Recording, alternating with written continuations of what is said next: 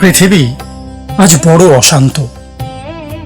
যেদিকেই তাকাই চোখে পড়ে হিংসা, যুদ্ধ, বিদ্বেষ আর ঘৃণার ছবি।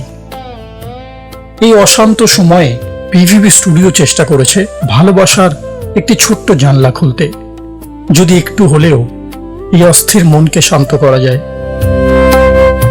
গত ফেব্রুয়ারি মাস থেকে পিভিবি স্টুডিও শুরু করেছিল একটি বিশেষ উদ্যোগ।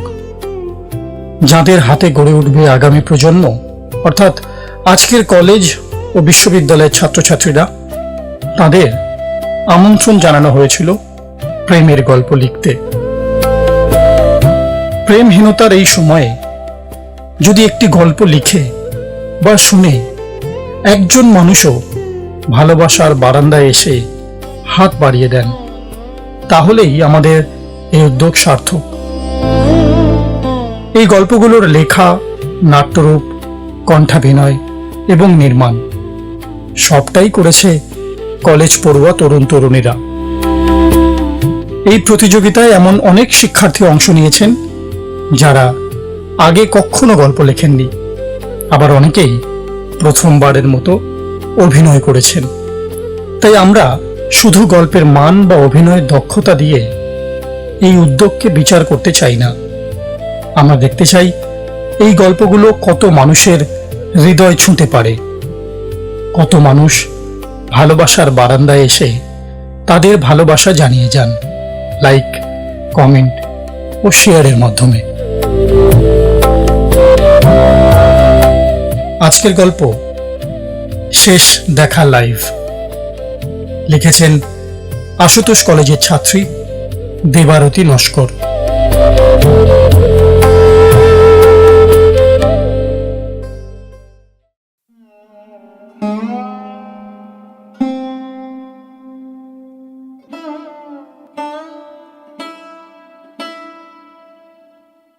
জীবনের সব প্রশ্নের উত্তর হয় না।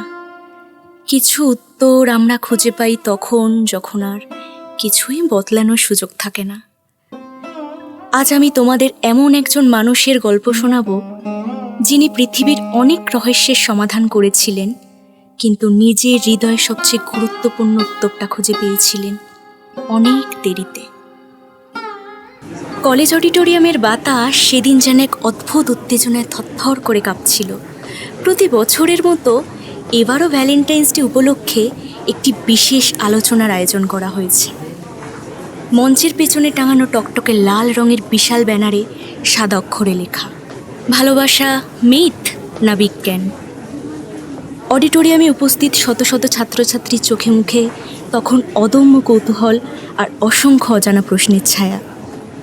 কেউ বন্ধুদের সঙ্গে চাপা গলায় আলোচনা করছে, কেউ আবারও মঞ্চের দিকে তাকিয়ে অপেক্ষা করছে আজকের বক্তৃতা ঠিক কতটা তর্কের ঝড় তুলতে চলেছে। অডিটোরিয়ামের মাঝের সারিতে পাশাপাশি বসেছিল ঐশী আর রুদ্র, একই ক্লাসের সহপাঠী, বহুদিনের খুব কাছের বন্ধু। দীর্ঘদিনের সেই বন্ধুত্বের ভেতরেই অজান্তে জন্ম নিয়েছিল কিছু নীরব অনুভূতি, যা তারা দুজনেই অনুভব করত, তবুও কোনোদিন শব্দে প্রকাশ করার সাহস পায়নি।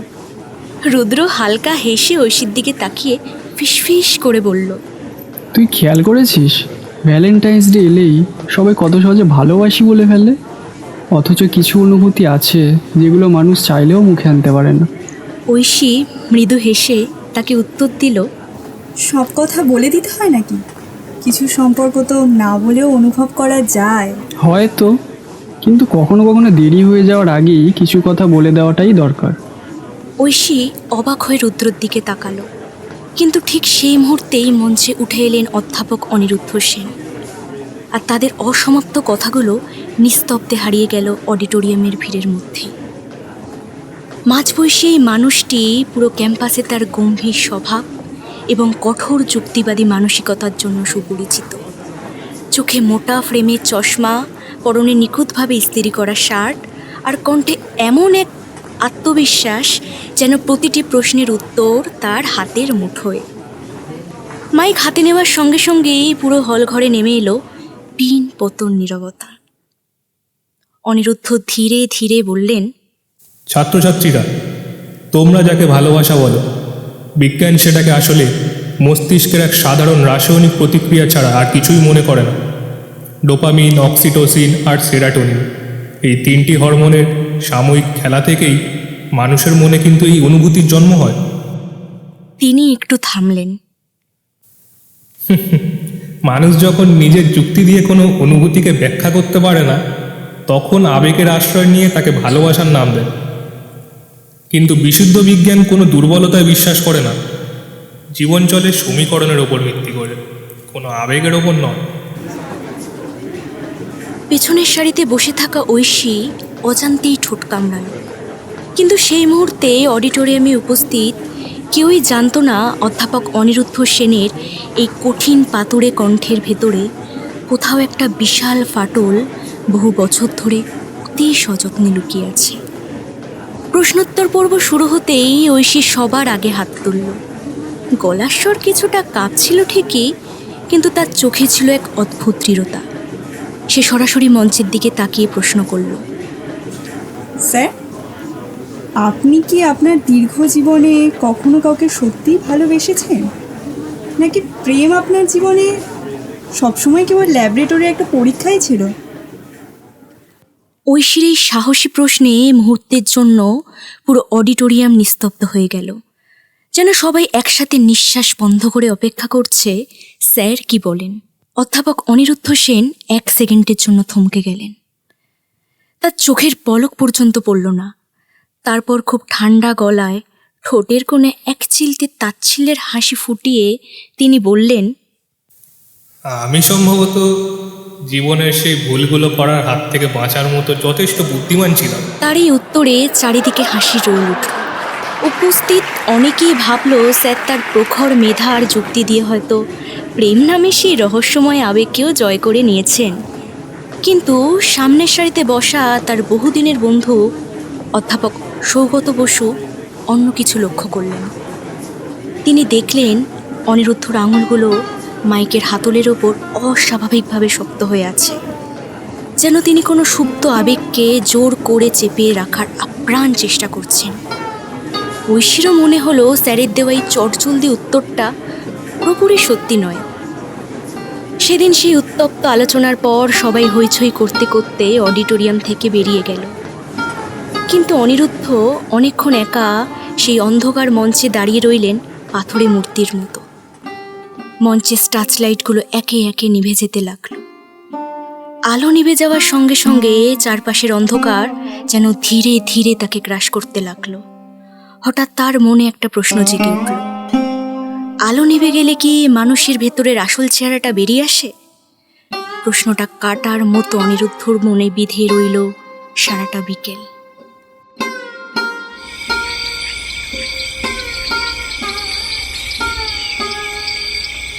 রাত তখন 11:43। পুরো শহর গভীর ঘুমে আচ্ছন্ন। ফাঁকা রাস্তায় দাঁড়িয়ে থাকা ল্যাম্পপোস্টগুলো যেন একা একা পাহারা দিচ্ছে। ঠিক সেই সময় হঠাৎ করেই অধ্যাপক অনিরুদ্ধ সেন তার সোশ্যাল মিডিয়া অ্যাকাউন্টে লাইভে এলেন। গভীর রাতে স্যারের নোটিফিকেশন দেখে ঘুমন্ত ছাত্রছাত্রীরা অবাক হয়ে স্ক্রিনের দিকে তাকালো। তারা দেখলো তাদের সেই চির চেনা গম্ভীর স্যার আজ চশমা খুলে বসে আছেন।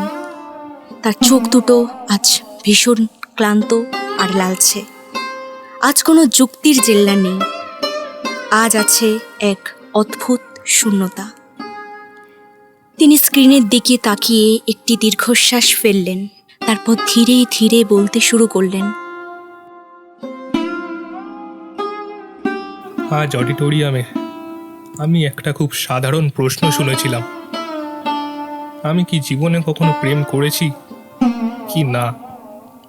তিনি কিছুক্ষণ চুপ করে নিচের দিকে তাকিয়ে রইলেন। হ্যাঁ, করেছিলাম।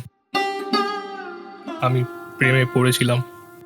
এই কথাটা শোনা মাত্র কমেন্ট বক্সে যেন ঝড় বয়ে গেল। কারণ বর্তমান সময়ে ছাত্রছাত্রীরা কখনো কল্পনাও করতে পারেনি এই কঠোর যুক্তিবাদী মানুষটির পেছনেও এমন কোনো আবেগময় অতীত থাকতে পারে। অনিরুদ্ধ আবারও মৃদু হাসলেন। আজ আমি তোমাদের সামনে বিজ্ঞানের কোনো জটিল সূত্র ব্যাখ্যা করব না। তিনি একটু থামলেন। আজ আমি তোমাদের আমার জীবনের সবচেয়ে বড় ভুলের গল্প শোনাব। একটা এমন সমীকরণের গল্প যেটা মেলাতে গিয়ে হয়তো আমি নিজেই হারিয়ে গেছি। তার কণ্ঠে আজ সেই চিরাচরিত যুক্তির বদলে ফুটে উঠেছিল গভীর অনুশোচনা। যারা তাকে এতদিন কেবল একটি যন্ত্র বা রোবট হিসেবে দেখেছিল, তারা আজ প্রথমবারের মতো ক্যামেরার ওপারে এক রক্ত মাংসের মানুষকে দেখতে পেল। আজকের অনিরুদ্ধ আর সেই পরিচিত অধ্যাপক নন। আজ তিনি যেন এক পরাজিত প্রেমিক। অনিরুদ্ধ কিছুক্ষণ নীরব থাকলেন, যেন স্মৃতির কোনো অদৃশ্য দরজা ধীরে ধীরে খুলে যাচ্ছে। তার নাম ছিল মীরা। এই নামটা উচ্চারণ করার সময় তার গলায় এমন এক কোমলতা ফুটে উঠল, যা তার ছাত্রছাত্রীরা আগে কোনো দিন শোনেননি। যেন একটি নামের ভেতরেই লুকিয়েছিল তার জীবনের সবচেয়ে আলো ভরা দিনগুলো। স্ক্রিনের ওপারে শত শত মানুষ নিস্তব্ধে শুনছে তার কথা। অনিরুদ্ধ স্মৃতির গভীরে ডুবে যেতে যেতে বলতে লাগলেন, বিশ্ববিদ্যালয়ের সেই ভিড়ভাট্টা করিডোরেই প্রথম ওর সাথে আমার দেখা হয়েছিল। মীরার হাতে সব সময় একটা গল্পের বই থাকত। মনে হতো যেন বইয়ের পাতার ভেতরেই ওর আসল পৃথিবী। তিনি একটু থামলেন। ও পড়তো সাহিত্য, কল্পনার জগৎ ছিল ওর প্রাণ, আর আমি ছিলাম পদার্থবিদ্যার ছাত্র। আমার পৃথিবী ছিল সূত্র, যুক্তি আর সমীকরণে ভরা। মৃদু হেসে তিনি বললেন, অনেক বিকেল আমরা লাইব্রেরির পুরানো সিঁড়িতে বসে কাটিয়েছি। আমি বোঝাতাম পদার্থবিজ্ঞানের অদ্ভুত তত্ত্ব, আর মীরা শোনাতো গল্পের চরিত্রদের কথা, কখনো রবীন্দ্রনাথ, কখনো বিভূতিভূষণ। আমাদের দুজনের মাঝখানে যেন এক অদৃশ্য দেওয়াল ছিল, যুক্তি আর অনুভূতির দেওয়াল। একদিন লাইব্রেরির সেই পুরনো সিঁড়িতে বসে মীরা হঠাৎ তাকে বলেছিল,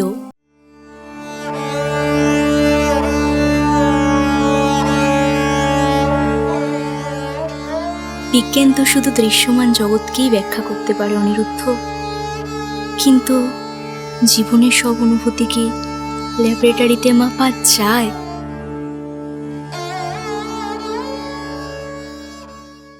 মীরার চোখে তখন অদ্ভুত শান্ত আবেগ ছিল, যেন সে নিজের অজান্তেই মনের গভীরে কথাগুলো বলে ফেলছিল। তুই জানিস, কিছু মানুষ ধীরে ধীরে অভ্যাস হয়ে যায়, তারপর একদিন তাদের ছাড়া সব কিছু ঠিক থাকলেও ভেতরটা আর ঠিক থাকে না। তুই হয়তো কোনোদিন বুঝবিও না যে তোর সাথে কাটানো প্রত্যেকটা ছোট ছোট মুহূর্তগুলোই আমার জীবনে সবচেয়ে সুন্দর স্মৃতি ছিল অনিরুদ্ধ। অনিরুদ্ধ তখন তাচ্ছিল্যের হাসি হেসেছিলেন। মীরা আবারও বলেছিল, কিছু অনুভূতি আছে যেগুলো শুধু অনুভব করতে হয়, হিসেব কষে নয়। মীরা খুব ধীরে কথাগুলো বলছিল, যেন প্রতিটি শব্দের আড়ালে লুকিয়েছিল না বলা হাজার অনুভূতি। কারোর জন্য অপেক্ষা করতে ভালো লাগা, তার একটা ছোট্ট কথায় মন ভালো হয়ে যাওয়া, এসব কোনো সমীকরণে মেলে না অনিরুদ্ধ। ভালোবাসা হয়তো এটাই, কাউকে নিজের চেয়েও বেশি গুরুত্ব দেওয়া। অনিরুদ্ধ তখনও তার কথাগুলোকে গুরুত্ব দেননি। তার কাছে সেসব ছিল কেবল আবেগের দুর্বলতা।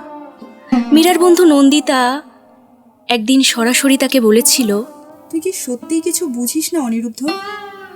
মীরা তোকে কতটা ভালোবাসে সেটা কি তোর চোখে পড়ে না? থাক না নন্দিতা, সব ভালোবাসা প্রকাশ করতে নেই। মীরার ঠোঁটে হাসি থাকলেও চোখের গভীরে লুকিয়েছিল এক নিস্তব্ধ কষ্ট। কিছু মানুষকে শুধু নিস্তব্ধে ভালোবেসে গেলেও শান্তি লাগে। ও সুখে থাকলেই আমার ভালো লাগে, যদিও সেই সুখের কারণ আমি নাও হতে পারি। অনিরুদ্ধ সেদিনও শুনেও না শোনার ভান করেছিল, কারণ মীরাকে স্বীকার করা মানেই ছিল নিজের তৈরি করা যুক্তির দেওয়ালটা ভেঙে ফেলা, আর সেই দেওয়াল ভাঙতে সে ভীষণ ভয় পেত।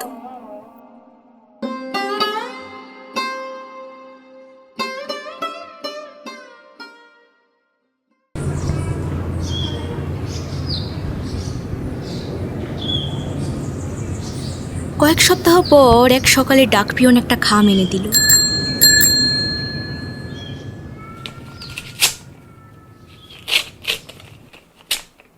খামটা খুলতেই অনিরুদ্ধর চোখ ঝলমল করে উঠল। বিদেশের উচ্চতর গবেষণার জন্য সেই বহু প্রতীক্ষিত স্কলারশিপের অফার, যেটার জন্য সে বছরের পর বছর পরিশ্রম করেছে। তার বহুদিনের স্বপ্ন যেন হঠাৎ করেই বাস্তবে রূপ নিল। এক মুহূর্তের জন্য তার মনে হলো জীবনের সমস্ত পরিশ্রম যেন সার্থক হয়ে গেছে।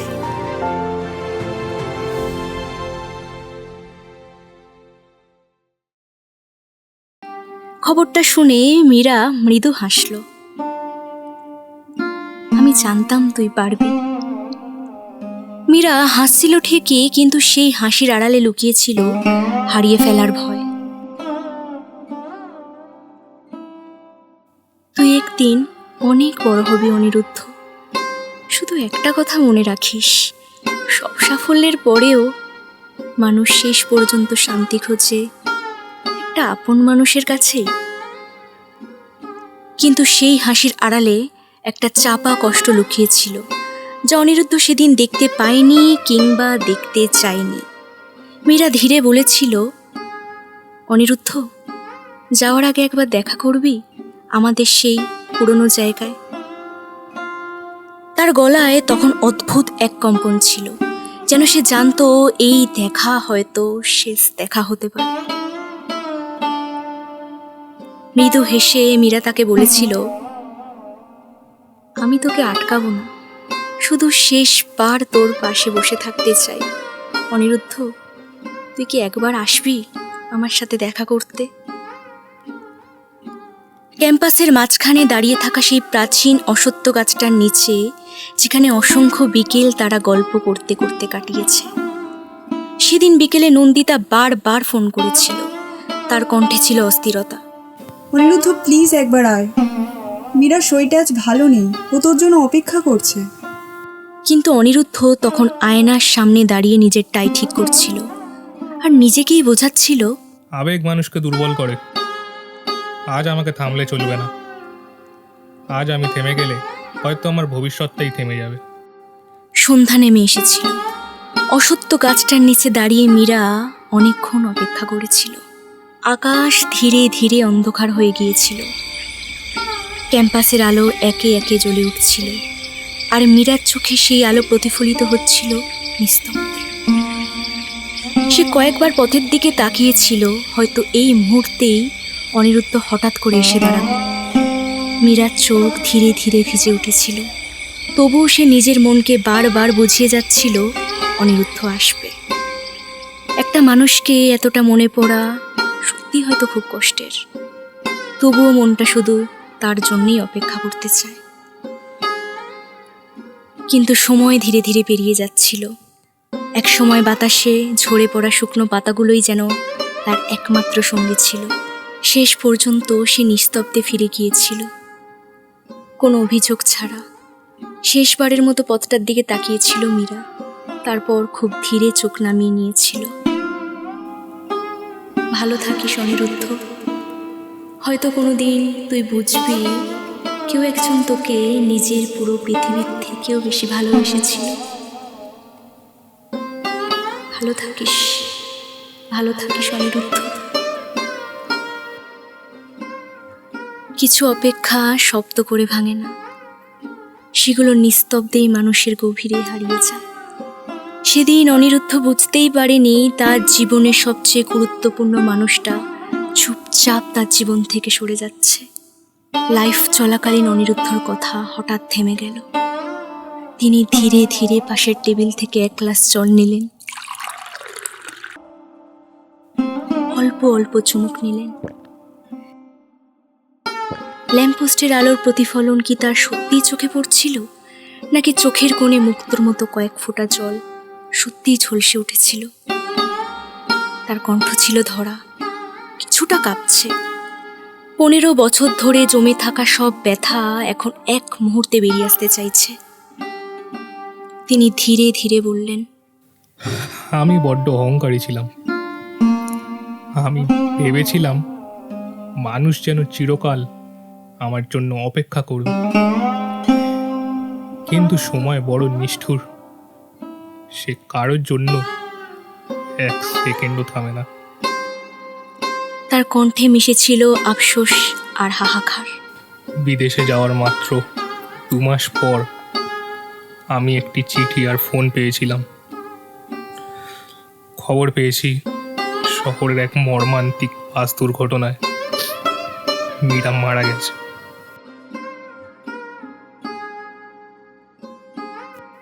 এই কথা বলার পর কমেন্ট বক্স এক মুহূর্ত স্তব্ধ হয়ে গেল। স্ক্রিনের ওপারে শত শত মানুষ নিস্তব্ধে তাকিয়ে রইল, যেন সবাই একসাথে নিঃশ্বাস আটকে রেখেছে। তিনি ফিসফিস করে কাঁপানো গলায় বললেন, আমি শেষবার ওর সাথে দেখা করতে যাইনি। মীরাকে কখনো সামনাসামনি বলা হয়নি। আমি ঠিক ততটাই ভালোবেসেছি। বিজ্ঞানের সব সূত্র আর পরীক্ষা তাকে মহাবিশ্বের রহস্য শিখিয়েছিল, কিন্তু প্রিয় মানুষকে হারানোর বুক ফাটা যন্ত্রণা তার কোনো নিরাময় শেখায়নি। আজ অনিরুদ্ধ বুঝতে পারলেন যে পরীক্ষাগুলো তিনি ল্যাবে করতেন তার চেয়ে বড় পরীক্ষা হলো জীবনের সেই হারানো মুহূর্ত, যেই পরীক্ষায় তিনি নিজেই হেরে গিয়েছিলেন। ল্যাবের সব সাদা দেওয়াল, সব টেস্ট টিউব আর ফর্মুলা কোনোটি মীরার অভাব আর পূরণ করতে পারছিল না। আর সেই শূন্যতা ধীরে ধীরে পুরো জীবনটাই তাকে গ্রাস করে ফেলেছিল। মীরার মৃত্যুর খবরটা অনিরুদ্ধর জীবনে যেন এক প্রচণ্ড ঝড়ের মতো আছড়ে পড়েছিল।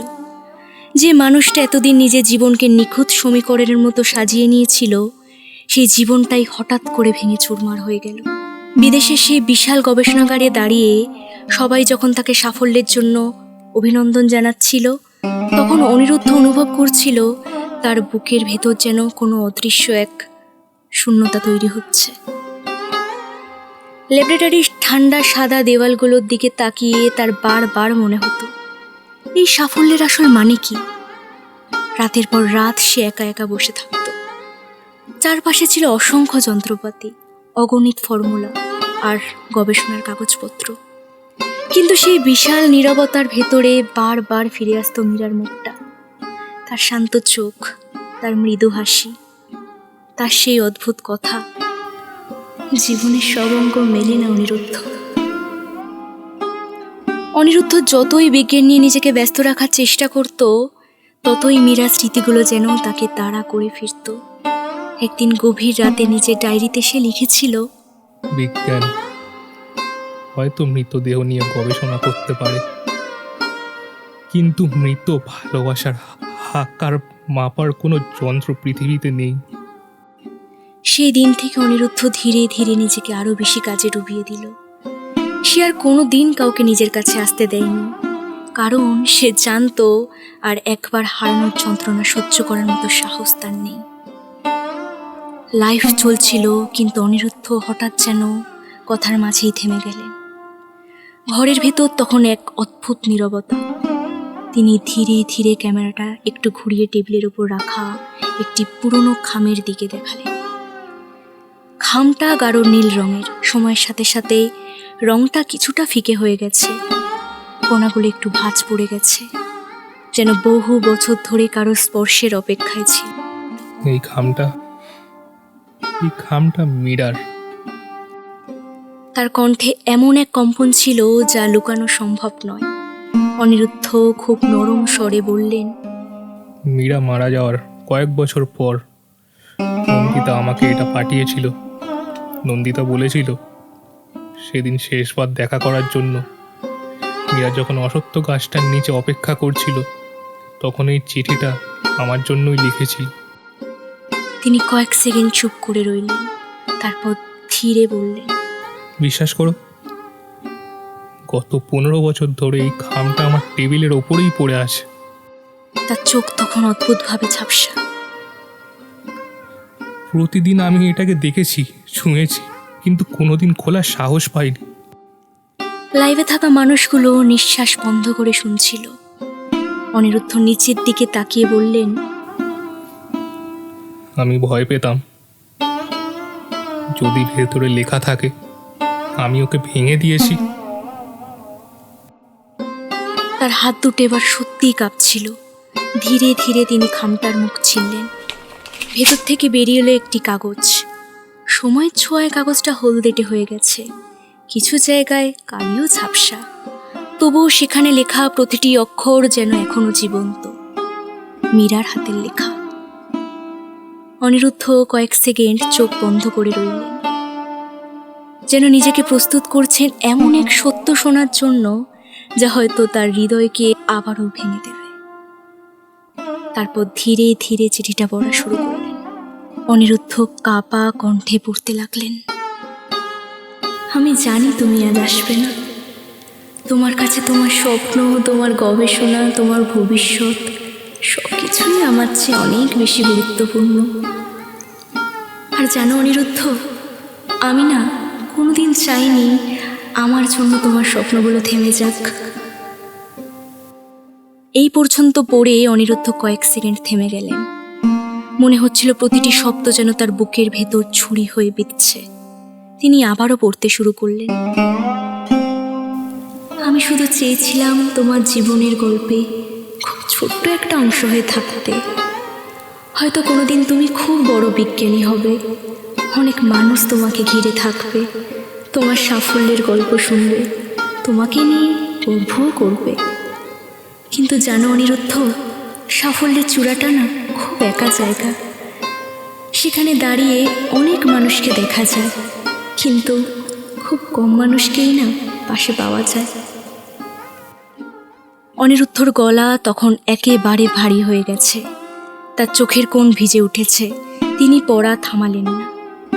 তিনি আবারও বললেন, সেই একা মুহূর্তগুলোতে যদি কখনো আমার কথা মনে পড়ে, তাহলে ভাববে এই পৃথিবীতে একজন মানুষ ছিল যে তোমাকে নিঃস্বার্থভাবে ভালোবাসতো, যে কোনোদিন তোমার কাছে কিচ্ছু চাইনি, শুধু তোমাকে সুখী দেখতে চেয়েছিল।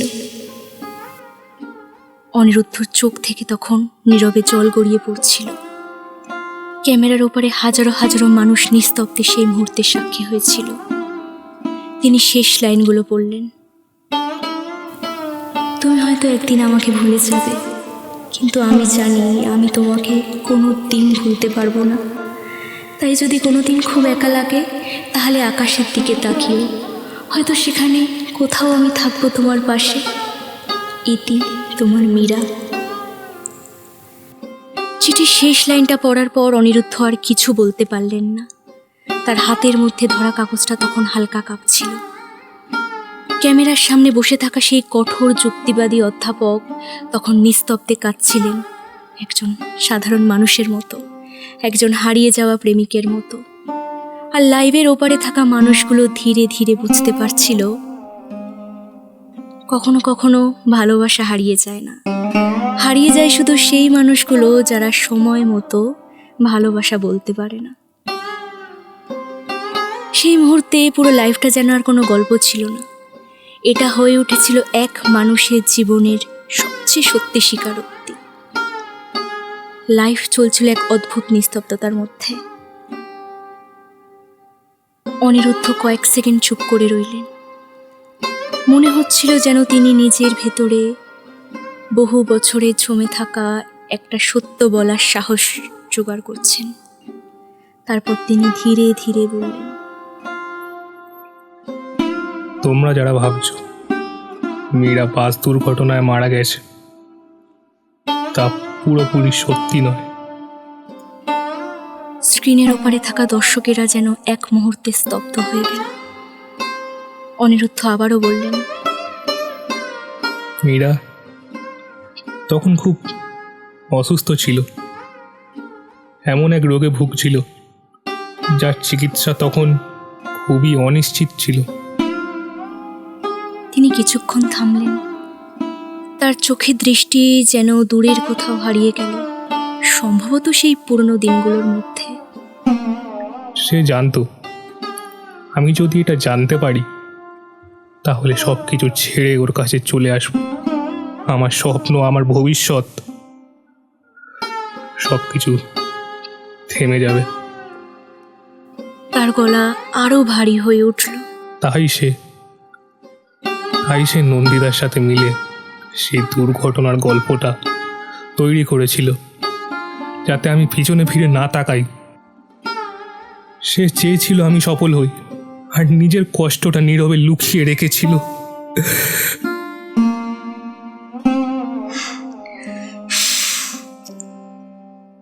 ক্যামেরার সামনে বসে থাকা একজন বিখ্যাত বিজ্ঞানী তখন আর শুধু একজন বিজ্ঞানী ছিলেন না, তিনি তখন ছিলেন একজন মানুষ যে জীবনের সবচেয়ে বড় সত্যটা অনেক দেরিতে বুঝেছে। স্ক্রিনের কমেন্ট বক্সে তখন হাজারো হাজারো মানুষ নিস্তব্ধে দেখছিল। কেউ লিখেছিল এটা সত্যিকারের ভালোবাসা, কেউ লিখেছিল এত নিঃস্বার্থ ভালোবাসা কি সত্যি সম্ভব।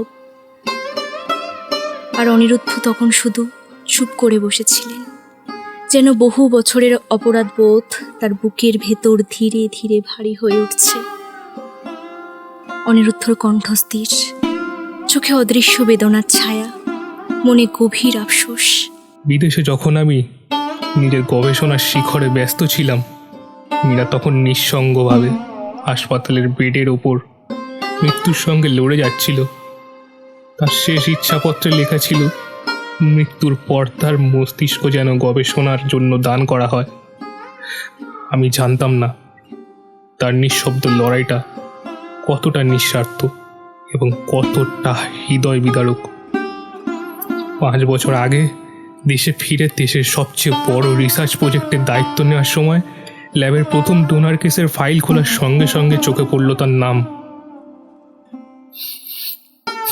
মীরা।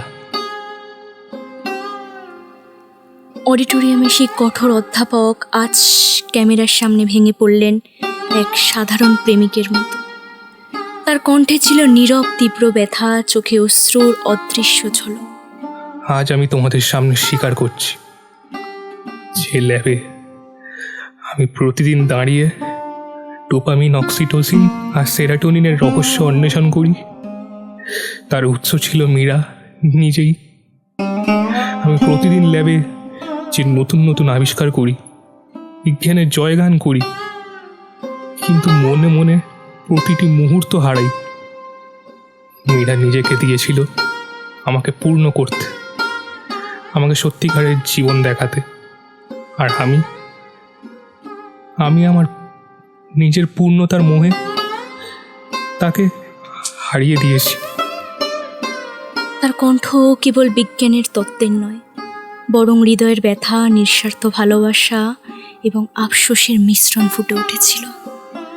আজ অনিরুদ্ধ উপলব্ধি করলেন, জীবনের সব সমীকরণ জিতলেও হারানো ভালোবাসার স্থান আর পূর্ণ করা যায় না।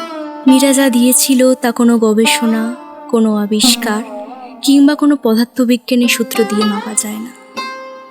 মীরা দিয়েছিল সত্যিকারের অনুভূতি এবং নিঃস্বার্থ ভালোবাসা, যা আজও তার হৃদয়ে জ্বলছে। রাত তখন প্রায় 1টা। শহরের সমস্ত কোলাহল অনেক আগেই থেমে গেছে। চারিদিকে এক গভীর নীরবতা নেমে এসেছে। শুধু অনিরুদ্ধ স্টাডি রুমের টেবিল ল্যাম্পের মৃদু হলদে আলো নিস্তব্ধে জ্বলছে, যেন এক বিষণ্ণ স্মৃতির প্রহরী হয়ে। লাইভ ভিডিওটি শেষ করার আগে তিনি ক্যামেরার দিকে সোজা তাকালেন। ঠোঁটের কোণে এক ক্লান্ত করুণ হাসি, চোখে আর কোনো অহংকার নেই কোনো জেদ, আছে শুধু এক শান্ত সমুদ্রের মতো প্রশান্তি, যেন বহু বছরের গোপন ব্যথা আজ অবশেষে শব্দ হয়ে বেরিয়ে এসেছে। একটি দীর্ঘশ্বাস ফেলে তিনি ধীর স্বরে বললেন, আজকের এই বিশেষ দিনে তোমাদের একটাই কথা বলবো, বিজ্ঞানের শুকনো যুক্তি দিয়ে সবসময় রক্ত মাংসের জীবনকে মাপতে যেও না। জীবন কোনো ল্যাবরেটরি নয় যেখানে সব পরীক্ষার ফল আগে থেকেই জানা থাকে। মনে রেখো, ভালোবাসার কোনো লজিক হয় না, কিন্তু ভালোবাসা ছাড়া জীবনের কোনো ম্যাজিকও হয় না। দয়া করে আমার মতো কেউ জীবনকে ভালোবাসতে দেরি করো না। ল্যাপটপের স্ক্রিনের ওপারে অনিরুদ্ধর এই কথাগুলো যখন প্রতিধ্বনি হচ্ছিল, তখন ঐশী অঝরে কাঁদছিল। তার মনে হচ্ছিল স্যারের প্রতিটি অনুশোচনা যেন তীরের মতো এসে তার নিজের বুকেও বিচ্ছে। ঠিক তখনই ঐশীর ফোনটা হালকা কেঁপে উঠল। স্ক্রিনে ভেসে উঠল রুদ্র। কলটা রিসিভ করতেই ওপাশে কিছুক্ষণ শুধু নীরবতা। তারপর রুদ্র খুব আস্তে আস্তে বলল, ঐশী, আজ হঠাৎ না খুব ভয় করছে। কিসের ভয়? রুদ্র কয়েক সেকেন্ড চুপ থেকে বলল, যদি কোনোদিন তোকেও হারিয়ে ফেলি আর তোকে কোনোদিন বলাই না হয় তুই আমার কাছে ঠিক ঠিক কতটা। ঐশীর চোখ আবারও ভিজে উঠল। রুদ্র ধীরে বলল, আমরা প্রতিদিন কত কথা বলি, অথচ সবচেয়ে সত্যি কথাটাই বলা হয়নি কোনোদিন। তুই আমার জীবনের এমনই এক অংশ হয়ে উঠেছিস যেটা ছাড়া এখন সব কিছু অসম্পূর্ণ লাগে। তার গলা একটু কেঁপে উঠল। ঐশী, আমি অনিরুদ্ধ স্যার হতে চাই না, আমি তোকে ভালোবাসি অনেক দিন ধরে।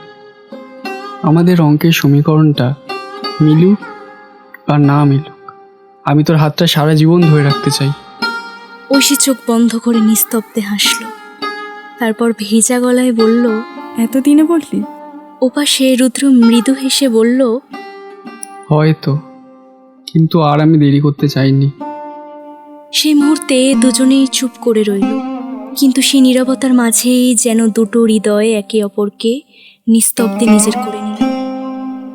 অনিরুদ্ধ স্যারের সেই বিয়োগান্তক স্বীকারোক্তি যেন এই দুই তরুণ হৃদয়ের মধ্যে ভালোবাসার এক নতুন প্রদীপ জ্বালিয়ে দিল।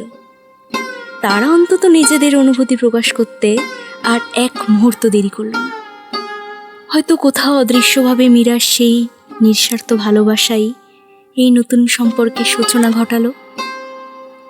অন্যদিকে লাইভ স্ট্রিমিংয়ের ক্যামেরা থেকে চোখ সরিয়ে নিয়ে অধ্যাপক অনিরুদ্ধ সেন গভীর ক্লান্তিতে সোফায় পিঠ ঠেকিয়ে দিলেন। ধীর হাতে তিনি টেবিলের ওপর রাখা মীরার সেই হলদেটে হয়ে যাওয়া নীল খামটির ওপর হাত রাখলেন। যেন ওই স্পর্শের মাধ্যমেই তিনি 15 বছরের আগের হারিয়ে ফেলা মীরাকে আরেকবার ছুঁতে চাইছেন। মনে হচ্ছিল তার চোখের সামনে আবারও ভেসে উঠেছে সেই বিশ্ববিদ্যালয়ের পুরনো করিডোর, সেই লাইব্রেরির সিঁড়ি, আর অসত্য গাছটার নিচে দাঁড়িয়ে থাকা মীরার অপেক্ষারত ছায়া। ঠোঁটে এক ম্লান হাসি ফুটে উঠল। জীবনের শেষ শিক্ষাটি তিনি যেন নিস্তব্ধে উচ্চারণ করে গেলেন। ভালোবাসা কোনো কঠিন প্রমাণ চায় না, কোনো যুক্তিও চায় না। ভালোবাসা চায় শুধু একটুখানি সময়। আর মনে রেখো, সময় কিন্তু কাউকে দ্বিতীয়বার সুযোগ দেয় না। আসলে ভালোবাসা কোনোদিনও হারায় না, হারিয়ে যায় শুধু সেই মানুষগুলো যারা ভালোবাসি বলতে বড্ড দেরি করে ফেলে। এরপর লাইভ ভিডিওটি হঠাৎ অন্ধকার হয়ে গেল। ঘরের ভেতর আবারও নেমে এলো সেই গভীর নীরবতা। অনিরুদ্ধ চেয়ারে হেলান দিয়ে শান্তভাবে চোখ বুঝলেন। তার বুকের ওপর তখনও শক্ত করে চেপে ধরা ছিল মীরার সেই নীলখামটি, যেন সেই কাগজের ভাঁজে ভাঁজে লুকিয়ে আছে তার জীবনের সমস্ত অপূর্ণ ভালোবাসা।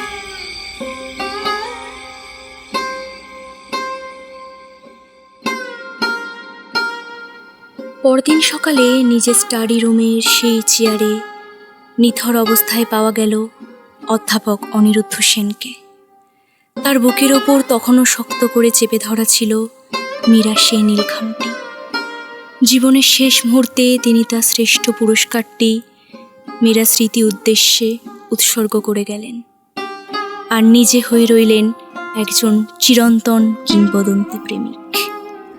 হয়তো কোথাও আকাশের অদৃশ্য কোনো নক্ষত্রের পাশে দাঁড়িয়ে মীরা তখনও নিস্তব্ধে হাসছিল, কারণ শেষ পর্যন্ত অনিরুদ্ধ অবশেষে বুঝেছিল ভালোবাসা কোনো সমীকরণে মাপা যায় না, কিন্তু একবার সত্যিকারের ভালোবাসা জন্ম নিলে তা মৃত্যুর পরেও বেঁচে থাকে। হয়তো পৃথিবীর সবচেয়ে বড় কষ্ট কাউকে হারিয়ে ফেলা নয়, সবচেয়ে বড় কষ্ট হলো যখন মানুষটা পাশে ছিল তখন তাকে ঠিক মতো ভালোবাসতে না পারা, আর তখন বাকি জীবনটা কেটে যায় শুধু একটা প্রশ্নের উত্তর খুঁজতে খুঁজতে। যদি আরেকটু আগে বুঝতাম, তাহলে কি গল্পটার শেষটা অন্যরকম হতে পারত? কিছু প্রশ্নের উত্তর কোনো দিন মেলে না, আর কিছু ভালোবাসা কোনো দিন শেষ হয় না।